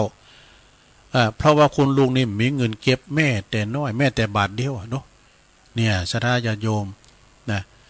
มาอยู่มาวันหนึ่งเนี่ยคุณลุงก็เลยตัดสินใจนะโหลเนอะห้องลูกๆทั้งหลายทุกคนมาจุกันนี่อีปอจะอู่ฟังเมื่อว่าลูกมากันหมดแล้วมาตอมกันแล้วปอก็เลยอู่ขึ้นว่านี่นะลูกเอ้ยลูกเอ้ยเดี๋ยวนี้ปอนี่นะได้อยู่กับสูไป2 ปีเนอะนะ2 ปีเนี่ยเพราะว่าปืนของอีปอเนี่ยมันเป็นเจ้าของเมืองทองคำมันเขียนจดหมายก่อมมาเหยปอเนี่ยไปช่วยงานมันขอร้องเหยปอเนี่ยไปช่วยงานมันที่เมืองทองคำปูนนะอ อีปอก็ต้องจำอกจำใจต้องไปช่วยมันจริงๆนี่นะโถลูกต่างหลายฟังแล้วปวดโถได้ใครเฮว่ะโอ้ลูกต่างหลายฟังดังนั้นแล้วก็ดีอกดีใจสนับสนุนคือปอคือคุณลุงเนี่ยนะไปติ๊กอ่ะพ่อหยังเพราะว่าคือไปพ่นเสียที่ว่าดูเปิ้นว่าปอแม่มาแอวฮอไอ้เฮิรนเปิ้นว่าเทวดาดอกเทวดามาเหยียบคุ้มเหยียบพ่อโหฮอเฮิรนเฮานี่เป็นมงคลอย่างยิ่งนะศรัทธาเนาะเวลาว่าปอแม่หือศีลหือปอเนี่ยฮับเอาเว้ยๆเนาะสัมพองในบ่ตู้พระในบ้านเฮาเนาะปอแม่เฮาเนี่ยเวลาเฮาเจ็บป่วยเมื่อไข้แจ้กี่ใช่มั้ยเนี่ยแจ้กี่ใจเยอะกว่าปอแม่นะดูพอก้อยรักษาเนาะรักษาตลอดจนครบ2 ปีเฮานะไปอยู่เมืองทองคำได้2 ปีคุณลุงนี่ก็ปิกมาพร้อมกับลังเล็กใบใหญ่1 ใบนี่ลังเล็กนี่มีสำคัญนะแกไปไหนก็จะลากลังเล็กนี่ไปตัวยลูกก็ปากันแปลกอกแปลกใจก็เลยถามว่าป้ออันเขาเจ้าใครถามว่าลังเล็กเนี่ยมันมีกุลมีหยังกับอีปอแล้วเหรอลังเล็กเนี่ยมันสำคัญหยังมันมีหยังอยู่ในหัดนี่นะคุณลุงก็เลยตอบลูกมันนะปอมันก็ตอบลูกว่าข้ามอีม้าอีแก้วสีเมเนาะจื่อมันชื่อบ้านเมืองดีเนาะชื่อโบราณดีมันเป็นสมบัติชิ้นสุดท้ายของอีปอเนอะ ในลังเล็กนี่นะจากการที่ว่าอีปอเนี่ยไปทำงานอยู่ที่เมืองทองคำของเปิ่นอีปอ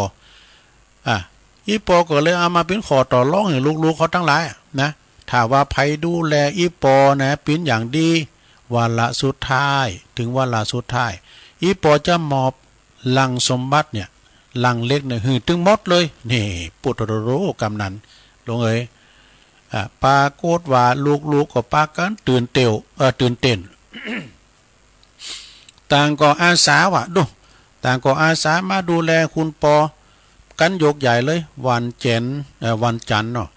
คุณลุงก็ไปอยู่กับลูกสาวคนโตลูกเขยกับลูกกับหลานก็ปากันเอาอกเอาใจมาบีบมาโนดให้ว่าปดโดได้ดิบได้ดีกับลังเล็กแล้วก็หาของกินดีๆนี่ยำแปบก้านี่ตำเขือก้านี่เอามาตอนให้ปอเพิ่นหมักไอ้โมมามหยังตำเขือจอพักปังจอพักกาดคูณมานะแกงพักหวานใส่ติ่งโมสุง เอามาหือกินตอนรับเป็นอย่างดีนะแต่ยังบอดตันเต่าใดนะยังบอดตันข้ามคืน2 คืน 3 คืนลูกชายคนที่2ก็มาตามอีปอไปอยู่ด้วยทำแล้วเนี่ยปอไปอยู่ด้วยเฮาไปอยู่ด้วยเฮาเด้อไปเอาละจีนมาหันมากิโล จะหลาปลีกนะบอกไอ้ก็มีนะไอ้นี่ ก็อย่างได้ก็แล้วกันอย่างไปอยู่ด้วยเฮาสักวางกันไหมแล้วก็เช่นกันอยู่เหมือนนั้นบัดนั้นใดลูกสาวนะลูกสาวคุณได้3ก็มาตัวหาทั้งหมดนี่มาตัวหาไปนะพ่อไปอยู่ด้วยเจ้าเนี่ยนะไปอยู่ด้วยเจ้าไปลูกันวะลูกต่างหาคนในลูกันคุณลุงก็เลยไปต่างคุณต่างแยงเอาอกเอาใจปนนี่บัดปัดโปคุณลุงปิ้นอย่างดีนะแต่เวลาไปไหนเนี่ยคุณลุงก็ลากลังเล็กใบนั้นไปตัวอันตลอดเวลาเนอะต่อมาเวลาผ่านไป7 ปี 7 ปีแล้วคุณลุงก็เลยเสียชีวิตคือเปิ้นเสี่ยงชีวิตไป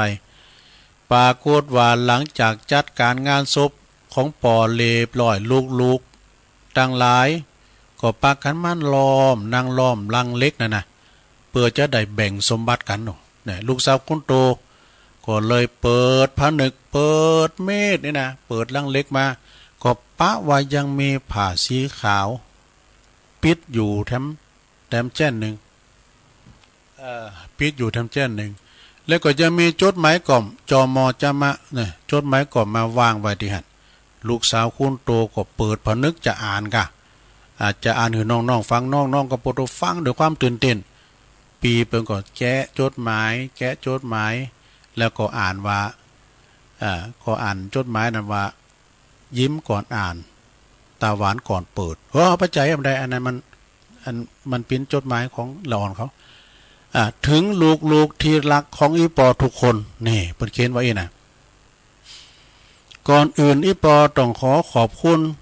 ก่อนหินทุกก่อนที่อยู่ในลังเล็กนี่โอ้เป็นว่าก่อนหินได้กันนี่ที่อยู่ในลังเล็กใบนี่ที่ได้เล่งดูชีวิตอีปอจุนถึงว่าละสุดท้ายเนี่ยกันมีลังเล็กนะเขาก็เล่งนะเนี่ยเขาหักซับปุนน่ะอีปอมได้จะตายจะได้แบ่งกันเนี่ยหมู่ในใจเนาะเป็นแน่จะได้นะแจงหือปอมันตายโวยแจงหือแม่มันตายโวยกันปอมันตายโวยมันจะได้ปินดีโวยมันจะได้ขายหายใครนะโวยนะเดบโดไอ้นายนี่ก็หู้เรื่องช้างเมื่อใดพ่อจะตายชัตเตอร์หายเนาะเพื่อจะได้ใครให้พ่อตายใครกินแกงฮังเลกันมีงานศพเหมือนจะเด็ดที่กินแกงฮังเลแบบหู้ช้างถึงไหนนอกเรื่องมาแล้ว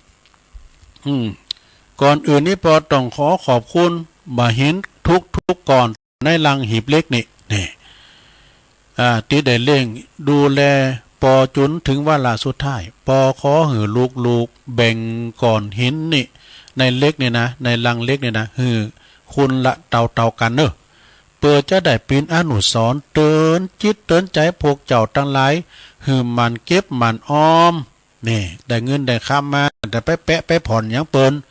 หือปากันมันเก็บมันออมหือลิดใบมะขามว่าลิดใบมะขามปล่อยมันเต่าเก้าใหญ่เกินเนี่ยไปเฝ้าลิดเก้าน้อยออมกันไหวตั้งแต่เวลาในปิ้นต้นไปเวลาพกเจ้าแก่โตลงมาจะบ้าใดเป็นคุณตีนหนาสมเพศเหมือนป่อสูนี่เนอะน่ะดูขนาดลูกคุณใดก็ไม่ไข่พอดูแลคอนมีเฮ็ดเนาะปากันมันหาเก็บเงินเก็บทองไว้เนี่ยจะไปกินงายใจโอยนะประมาณนั้นเรื่องเพิ่นก็จะมีต่อทั้งหน่อยนึงว่านิสัยของการประหยัดนะสระนิสัยของการประหยัดควรมีตั้งแต่ฝึกตั้งแต่ละอ่อนที่เป็นต้นเล็กๆโดนน้อยนะเพราะมันจะฝึกง่ายเนาะแล้วก็จะติดโตมันเป็นนิสัยมาจนตอนโต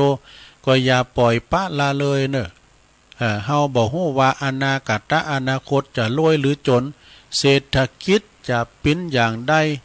ฝึกนิสัยประหยัดไว้ให้ลูกให้หลานเนอะลงเนอะนะฝึกไว้ฝึกนิสัยให้ลูกให้หลานไว้ประหยัดมัธยัติอดออมเนอะลงเนอะจะไปกินง่ายใจโอยเหมือนกับนิยายที่ตุลุงเอามาเล่าหือสะท่าได้ฟังเนี่ยนะลงเนอะจบลงไปนะหีบเล็กกับคุณเถ่าพี่จะได้ไว้พองเนาะมีเงินแล้วก็เก็บอ้อมไว้ยามเถ่าสะแลแก่สลาเนาะลูกหลานก็ไม่ไข่พอแล้วนะมีทำเลิงนึกอยู่นะลงเนอะนิยายทำมีทำเลิงหนึ่งนะอันนั้นที่จะตอน2วงก้าเนาะตอน2ก็จะมาเล่าหือสะท่าได้ฟังแถมเรื่องลูกเต่าเราล้าน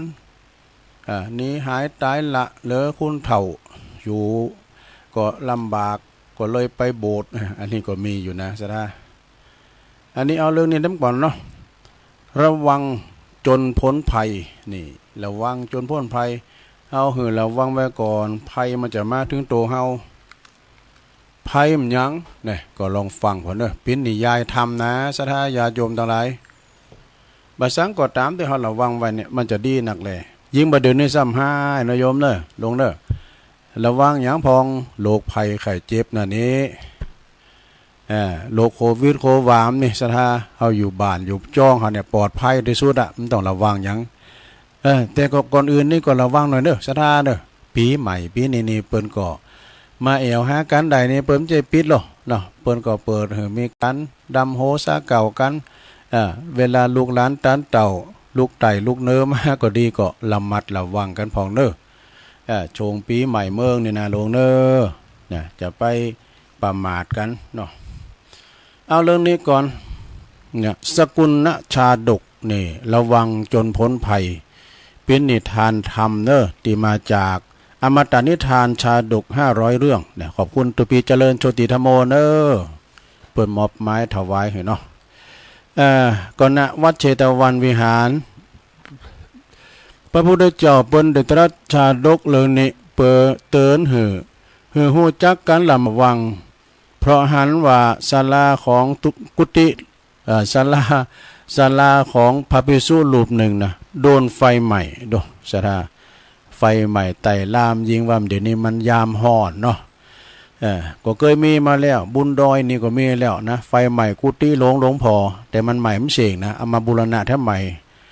ก็มีเรื่องว่าเนาะในอดีตเนาะอดีตชาติลงแล้วผ่านมาก็ดีพระพุทธเจ้าของเฮาในเสวยพระชาติปิ้นนกสกุณามีบริวารหนักอยู่กันเป็นฝูงนะเป็นฝูงอย่างอาจารย์เปิ้นเตศเปิ้นบรรยายเจ้าเนาะฝูงใดฝูงนั้นฝูงกาจะไปอยู่กับแห้งก็มาดึงมีอยู่กับหงก็ดึงได้ฝูงกาก็อยู่กับกาเนี่ยอย่างนกกาแก่เนี่ยมันไปอยู่ด้วยนกเขาก็ได้ฝูงไผฝูงมันตระกูลไผตระกูลมันเนาะอย่างนกที่มันบินบนอากาศเนี่ยสดาญาโยมทั้งหลายเขาจะหันผูนำได้ทันทีนะมันจะบินไปในรูปตัววีนะตัวน้ำหนานะเป็นในน้ำหมูน้ำคันนะวะนะจะไปตามใดเอาอันตัวหนานะหมูนั้นตามทั้งหมดเป็นลูกน้องเป็นบริวารเนี่ยสกุณานกนี่ก็เป็นพญานกเนาะเสวยอยู่อาศัยอยู่ร่วมกับฝูงมีปีนจำนวนหนักหน้าที่ตนไม่ใหญ่เนอะไก่กับเมืองปาลานาสีนี่พญานกนั่นก็หักษาลูกน้องเป็นอย่างดีหันสามัคคีกันเป็นอย่างดีมีอยู่หันวันหนึ่งเนอะนกตัวหนึ่งมันสังเกตว่าเวลาลุมมาเนี่ยนะ ไม้มันสีกันอ่ะไม้มันสีอีดออดนะมันสีกันเอาเขามันเป็นก้อนมาเนอะมันที่จะเป็นไฟป่าไฟป่าถ้าได้อย่างอี้นะลงเนอะมันเสียดสีกันดูนกตัวน้อยนั้นมันก็หันความเป็นภัยอันใหญ่ลงเนอะการมาเกิดเป็นไฟลุกขึ้นมานี่จะตายหมูแล้วเนี่ยมาหันกิ่งไม้มันสีกันจุดดังแล้วก็มันห่อนเข่าเป็นควันออกมาน่ะผิดปกติจึงนำเรื่องนี้ไปเรียนแก่พญานกแล้วก็นกทั้งหลายด้วยนกทั้งหลายก็หันว่า นกทั้งหลายเพิ่นบอกว่าเฮ้ยยกย้ายเนอะนกตัวนั้นนะพญานกก็บอกว่าไปหันเหตุการณ์และอันตรายเนอะนี่นะไปบอกพญานกก็ว่าเอาอย่างนี้ดีกว่าวันใดวันหนึ่งเกิดว่ามันลุมลงมาเรามันเสียสีกันเขามันเกิดไฟลุกมานะใบไม้หมูเนี่ยใบแห้งก็คอนี่จะนักเฮาจะตายหมูนะปากันหนีป่ะเฮาย้ายไปอยู่ที่อื่นเลยกะอพยพย้ายไปอยู่ที่อื่นนกจำนวนหนึ่งเจอกรรมของพญานกเนาะ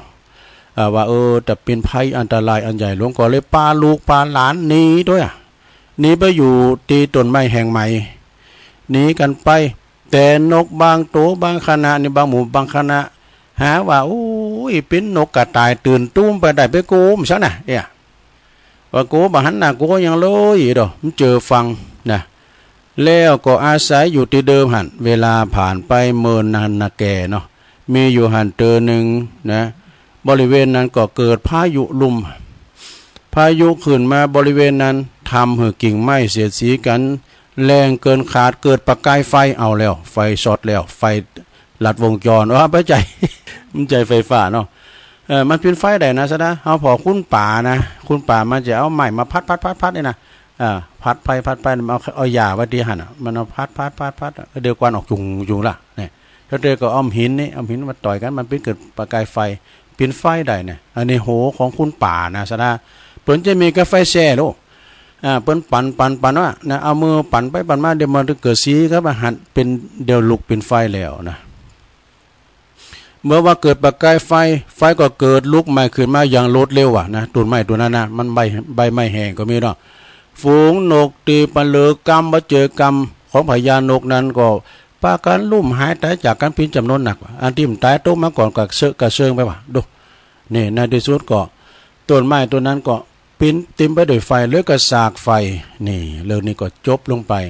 กาลต่อมานกที่เจอฟังพญานกนั่นก็คือ เป็นพุทธบริษัทในการระบัดนี่แหละเนี่ยเหมือนกับบ่ออกมาศาสนาเนี่ยเนาะดูเจ้าเปิ้นเตนหยังก็เริ่มใสศรัทธาเจอฟังส่วนว่าพญานกนั่นก็คือเราตถาคตจบลงไปนะข้อคิดแล้วนี้เปิ้นก็บอกว่าควรระมัดระวังก่อนภัยจะมาจบศรัทธาญาติโยมนิทานจบลงไป สกุลนานกต่างหลายจบลงไปเนาะก็เป็นนิทานกล่อมเล็กๆน้อยๆมาเล่าสู่จูกันฟังเป็นคติเตือนอกเตือนใจเน่ะลงเด้อนะอยู่ที่ไหนไปประมาทนะเปิ้นมองการไกลพญานกอ่ะนะทั้งหน่อยจะเกิดอัคคีภัยไฟใหม่ปากันอพยพลบหนีไปอยู่ที่ปลอดภัยที่บ่เจอฟังน่ะก็ไปมีเซตเดซโมเรตายกัน เอาละเอานี่มาวางกันกันนะลงเด้อเอาคติธรรมของหนังสือของอาจารย์พระครูสุเมธธรรมเสวีมาเล่าสู่จู้กันฟังทำมาเวลาตรงลงก็ยังไรอยู่เปิ้นว่าเมื่อเจอผ่าพื้นหนึ่งนะเมื่อเขาเจอผ่าพื้นหนึ่งฝูงชนจะเพ่งดูรอยปืนเนี่ยจะพอรอยปืนว่าจุดดำเหล็กบนผ่าขาวฝูงชนนั้นก็จะถือปิ้นเลิงใหญ่เนอะ จะถือปิ้นเลิงใหญ่สิ่งโสโครกบนผ่าดำฝูงชนก็จะบ่ใส่ใจเนี่ยกันผ่าเสื้อสีดำมันหันดูมันหันเพราะว่ามันดำเหมือนกันอ่ะการสุดขาวเนี่ยนะก็มันเสือเปิดนิดหน่อยมันหันดูท่านผู้ปฏิบัติธรรมก็ขวนขวายสร้างความดีจงรักษาจิตของตัวเองให้สะอาดอยู่เสมอแต่จงอย่าเป่าประกาศว่าตนเองบริสุทธิ์สะอาดเอาในโทษถึงบรรลุธรรมเจนสูงอย่างนี้นะถ้าประกาศออกไปก็จะมีคนมากมายมาคอยจับผิดเฮาแล้วนะจะมีคนมากมายถ้าว่าคอยขุดคุยเสียดสีในความดีที่สั่งฉะนั้นการประกาศว่าตัวเองบริสุทธิ์จะนำมาซึ่งเลิงยุ่งยากเนอะนักปราชญ์บัณฑิตผู้ปฏิบัติธรรมจงรักษาจิตให้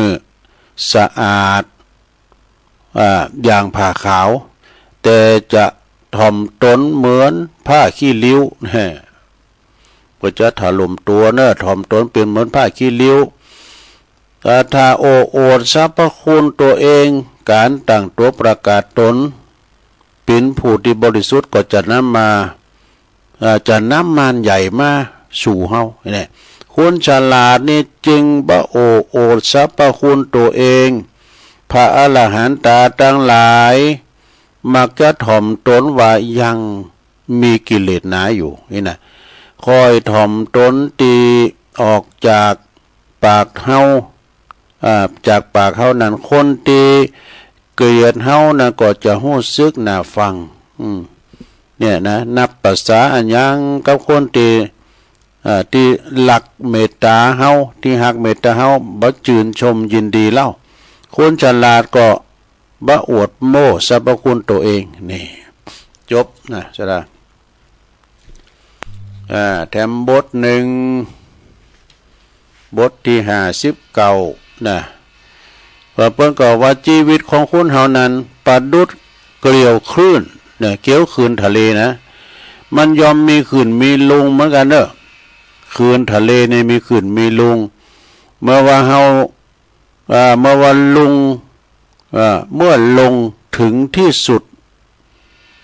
แล้วก็จะขึ้นเมื่อขึ้นถึงที่สุดก็จะลงนะทะเลนี่นะขึ้นที่สุดลงที่สุดเมื่อตุกถึงที่สุดก็จะสุขนะเขาตุกมานักแล้วนะก็จะสุขแต่ว่าเขาสุขถึงที่สุดก็จะตุกอีกว่าเนี่ยชีวิตนั้นหมายถึงความเปลี่ยนแปลงเนอะกับกายยกย้ายถ่ายเทจงอย่าตื่นเต้นลิงโลดมาเจอเหตุการณ์ขึ้นมามาเจอเหตุการณ์ขาขึ้นก็คือมันดี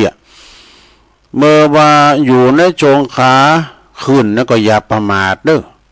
หลวงพ่อคูณประว่าบทหนึ่งวันเนี้ยก็ฮะเวลาดวงมึงขึ้นมึงอย่าเพ้ออย่าเลิงเนี่ย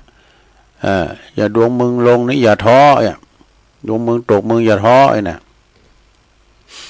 จงเตรียมตัวนะจงเตรียมตัวเตรียมพร้อมเปิดการลุ่งเรืองเปิดการลุ่งอย่างสวยงามสง่าด้วยจงอย่าเศร้าส้อยเหงาหงอยเมื่อว่าเจอเหตุการณ์ขาลุ่งเนอะนะมันก็เป็นธรรมดามันมีขึ้นมีลุงมีตกมีต่ำนะเหมือนกับตะวันนั่นนะบางวันก็มีแดดบางวันก็บดนี่นะบางวันก็โทษฝนอย่างจะตกกะมันบ้านแน่นอนเมื่อว่าอยู่ช่วงขาลุ่งนั้นก็อย่าท้อแท้หมดกำลังใจจงทำหน้าที่หือติ้มตีสั่งความดีหือถึงพร้อมเปิดรอทรงเวลาขาขึ้นนี่คนไล่วาสนาคือคนประมาทมัวเมาเมื่อขาขึ้นคนไล่วาสนาคือคนท้อแท้ท้อถอยเมื่อขาลุงความไล่วาสนาหรือว่ามีวาสนานั้นอยู่ตีใจตนบ่มีไผทำหือแหน่ชบลงไปซะดา อันนี้เล็กๆน้อยๆนะซะดาเนี่ยก็แต่กันเนาะเวลาเฮานะขาขึ้นนี่นะเท่ามันก็ทำอันนี้ก็โดดเด่นนะเวลาขาลุ่งมันก็เฮาก็ทำอกทำใจสังมันจะมาอยู่ต้วยเฮาตลอดเวลาเลยเนอะซะดาเนอะว่าปีว่าน้องว่าปอว่าเมน่ะว่าตัวเฮาก็ตามได้สักวันเฮาก็ล้มหายตายจากกันไปสังขารที่เป็นสิ่งที่บ้านแน่นอนเนาะก็จะนั่นก็หักกันแป้งกันไว้นะสายเลือดเดียวกันปอแม่ลูกคือว่าออกต้องเดียวกันมาบางทีถูกลงกันก็ถูกลงกันที่ปีใหม่แล้วเปลี่ยนจิตเปลี่ยนใจพศบ่ยังเปลี่ยน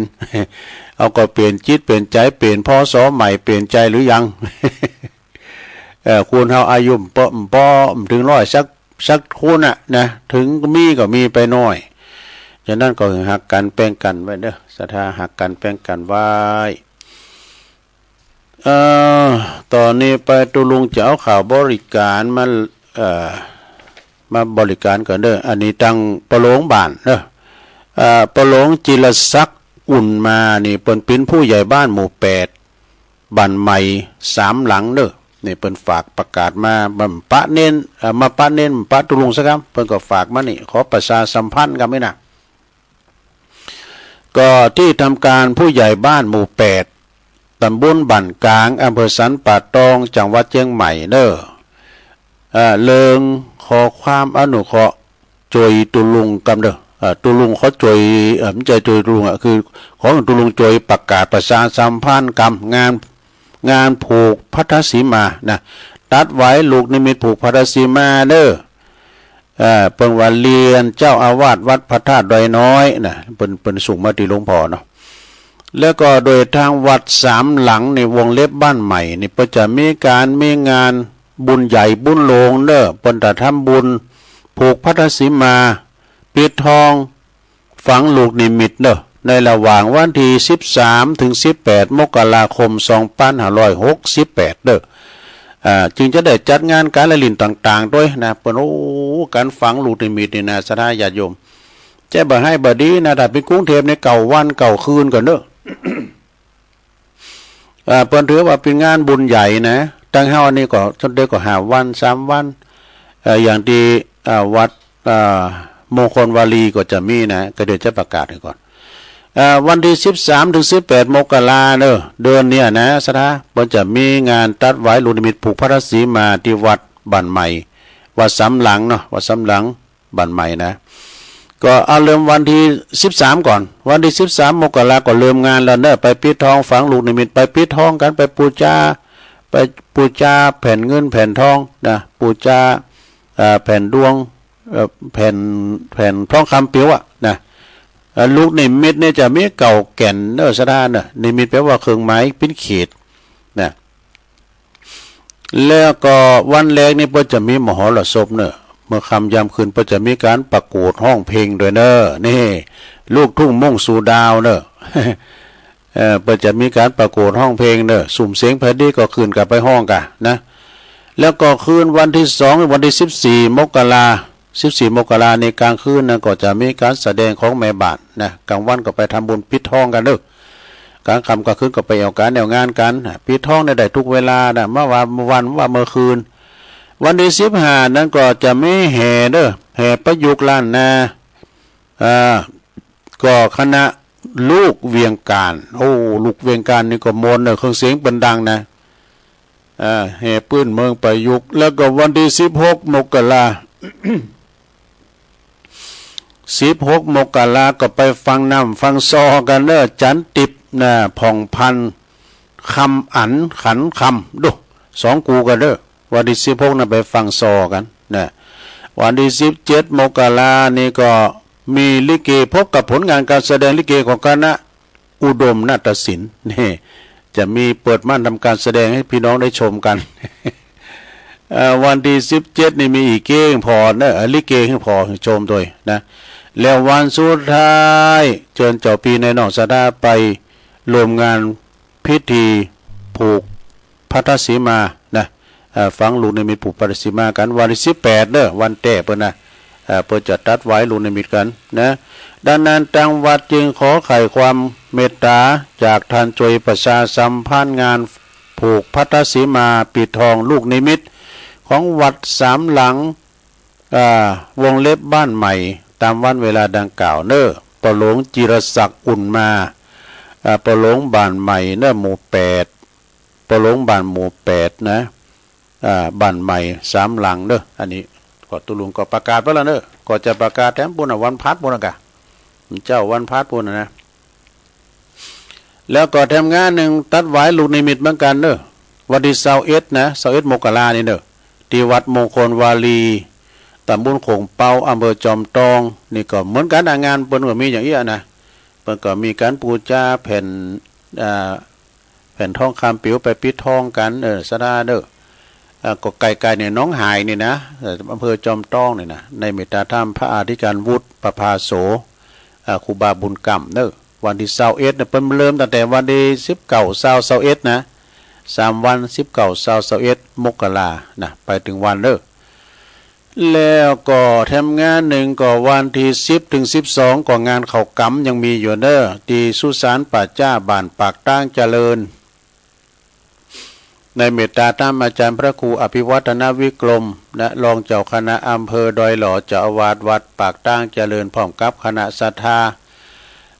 ตึงไปในตึงไปนอกเน้อคณะสงฆ์ในตำบลในเขตเฮาเนี่ยจะได้ไปเข้ากำโสสานกรรมที่ป่าแหวป่าจ้าเพิ่นจะมีการบูรณะซ่อมแซมหลังคาศาลาโดยนะแล้วก็ปูกระเบื้องทั้งหมดหลายอย่างเนาะศรัทธาเพิ่นเอา2 คืนได้นะวันที่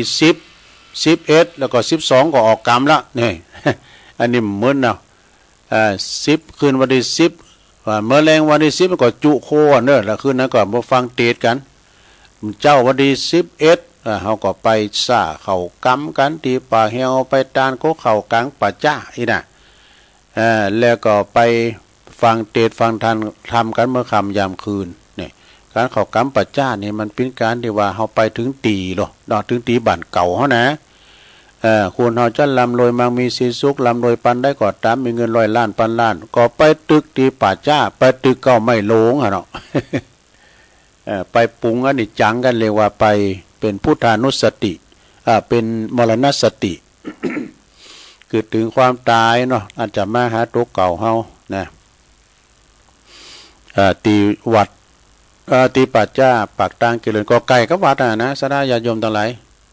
ไก่กับวัดเนาะแล้วทำงานหนึ่งก็เอาหมูไก่นี่ก่อนเนาะวันที่10เก่าเน้อสดาญาโยมเอานี่ก่อนวันที่12 13 เดือน4ปิ้งนี่ไปจะต้านเข้าใหม่กัน ก่อนหน้าที่วัดเหล่ายาวใต้นะวัดเหล่ายาวใต้นี่เปิ้นก็จะมีงานในการสละสลงทรงน้ำพระธาตุประจำปีเนอะสละสลงทรงน้ำพระธาตุประจำปีเปิ้นมีกูปีทรงน้ำพระธาตุแล้วก็ ส่งน้ำอดีตเจ้าอาวาสโดยที่วัดเหล่ายาวไต่ตำบลเหล่ายาวอำเภอบ้านโฮงเด้อวันที่13นะโยมเด้อวันที่12เนี่ยเปิ้นทักษิณานุปทานวันที่13ก็วันค่ำแล้วเมื่อคืนก็ไผจะไป พระจะไปรวมบุญกุศลกันเนาะตอนเจ้าก็ทำบุญตักบาตรเปิดโอกาสศรัทธาได้ปูจุ้มปูจานนำอบน้ำหอมนำขมิ้นสุ่มปล่อยสละสลุงกันเด้อที่วัดเหล่ายาวไต่นะตุลุงก็ไปกูเปีย